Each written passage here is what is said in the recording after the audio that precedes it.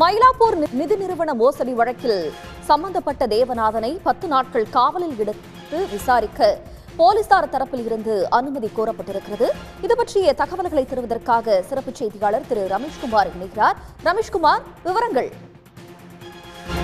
சென்னை மயிலாப்பூர்ல செயல்பட்டு வந்த Mylapore Hindu permanent fund நிதி நிறுவனத்துல முதலீடு செய்த 144 முதலீட்டாளர்கள் 24 கோடி 50 லட்சம் ரூபாய் பெற்று மோசடி செய்ததாக அந்நிறுவனத்தினுடைய இயக்குநர் தேவநாதன், அதாவது பாஜக கூட்டணி கட்சி தலைவரான தேவநாதன் யாதவ் மற்றும் அது நிறுவனத்தில் வேலை பார்த்து வந்த குணசீலன் மற்றும் மகிமநாதன் ஆகிய 3 பேரை பொருளாதார குற்றப்பிரிவு போலீசார் அண்மையில் கைது செய்தார்கள்.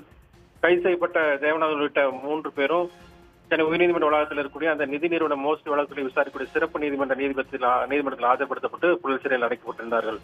இந்த நிலையில் தான் இந்த 3 பேரையும் 10 நாட்கள் தங்கள் காவல் எடுத்து விசாரிக்க அனுமதிக்க வேண்டும் என பொருளாதார குற்றப்பிரிவு காவல்துறை அந்த நீதிமன்றத்தில் சிறப்பு நீதிமன்றத்தில் மனு தாக்கல் செய்திருக்கிறது. அதுல இந்த வழக்குல இன்னும் தொடர்புகள் குறித்து யார் யாருக்கு நிதி சென்றுள்ளது, எங்கு முதலீடு செய்யப்பட்டுள்ளது என்பது குறித்து விசாரிக்க வேண்டியுள்ளது எனவும் காவல்துறை விசாரித்து காவலில் எடுத்து விசாரித்தால்தான் பல உண்மைகள் வெளிவரும் என்றும் அந்த மனுவில் தெரிவிக்கப்பட்டிருக்கிறது.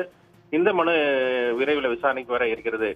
இதற்கிடையே அந்த தேவநாதன் யாதவ் உள்ளிட்ட இந்த 3 வழக்குல கைது செய்யப்பட்ட அந்த 3 பேருமே இந்த ஜாமீன் கோரி தாக்கல் செய்த மனுவை இன்று பிற்பகல் விசாரணைக்கு எடுத்துக் கொள்வதாக நீதிபதி அறிவித்திருக்கிறார். உடனுக்குடன் செய்திகளை தெரிந்து கொள்ள சன் நியூஸ் பெல் ஐகானை கிளிக் பண்ணுங்க.